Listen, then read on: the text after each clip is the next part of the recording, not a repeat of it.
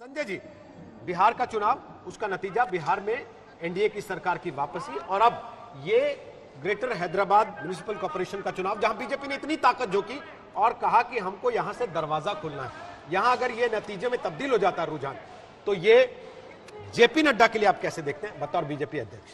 बिल्कुल, जब से जेपी नड्डा बीजेपी के अध्यक्ष बने, एक मुश्किल चुनाव, लेकिन उन्होंने जीत हासिल की बिहार में।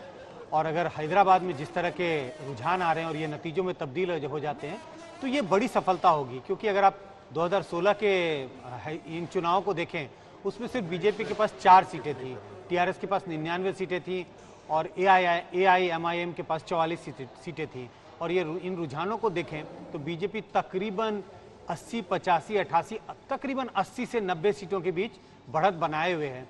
और अगर ये, जैसा बार बार हम कह रहे हैं, अगर ये रुझान नतीजों में बदल जाएं, तो इससे बड़ी सक्सेस और क्या होगी बीजेपी के लिए, और इसका काफी श्रेय जेपी नड्डा जी को जाना चाहिए। मुझे लगता है कि ये इस बात को भी रिइंफोर्स करेगा कि जब जब high voltage election campaigning BJP करती है, उनको नतीजा आता है। और ममता बनर्जी भी काफी इससे, क्योंकि जहां जहां मुस्लिम मतदाता का वोट परसेंटेज ज्यादा है, वहां पर अगर इस तरह का पोलराइजेशन और हाई वोल्टेज कैंपेन के जरिए बीजेपी नतीजों में तब्दील होने में अभी रुझानी है, बढ़ती है, तो ये एक संकेत पूरे देश की राजनीति के लिए होगा। मिस्टर रागी, देखिए, सबसे पहले तो मैं ये कहना चाहूंगा कि भाग्यनगर ने हैदराबाद को पराजित किया है।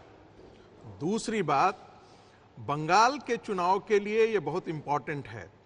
देखिए, ममता जी ने पिछले 10 साल के अंदर वहां पर जो काम किया है, वो मुस्लिम मतदाताओं को गोलबंद करने का काम किया है।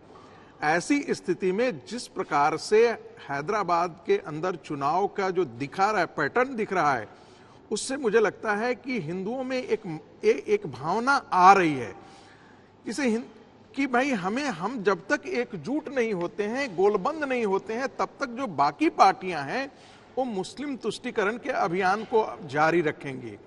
तो मुझे लगता है कि इस चुनाव का असर सिर्फ यहीं तक सीमित नहीं रहेगा, ये आने वाले चुनाव में केरल के चुनाव को भी ये प्रभावित करेगा, तमिलनाडु के चुनाव को भी प्रभावित करेगा, सदर्न स्टेट्स हैदराबाद के साथ साथ आंध्र प्रदेश की राजनीति को ये निश्चित तौर पर प्रभावित करने वाला है।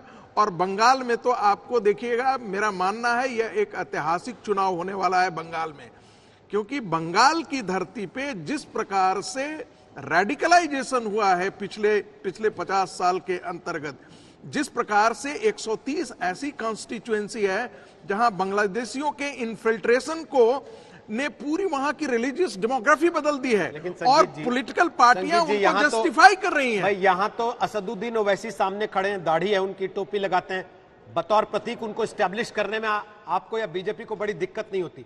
बंगाल में किसको खड़ा कीजिएगा ऐसे कि वो प्रतीक बन जाए और आप दोनों की लड़ाई में, जैसे यहाँ टीआरएस पिट रही है, वहां ममता बनर्जी को नुकसान हो जाए? देखिए, बस एक छोटी सी, बस एक लाइन में इसको खत्म करूंगा। संबित जी भी जवाब देना चाह रहे हैं, एक लाइन में मैं इसको खत्म करूंगा।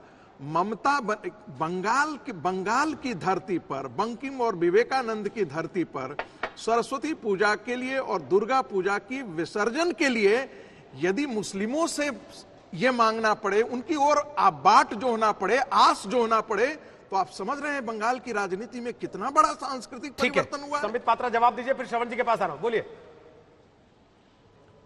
देखिए रोहित जी, आपने एक विषय कहा, आपने कहा कि एक प्रतीकात्मक युद्ध था, कि दाढ़ी रखे हुए, टोपी पहने हुए एमआईएम के लीडर ओवैसी जी के खिलाफ हम खड़े थे और एक पोलराइजेशन हो रहा था। बंगाल में क्या करिएगा?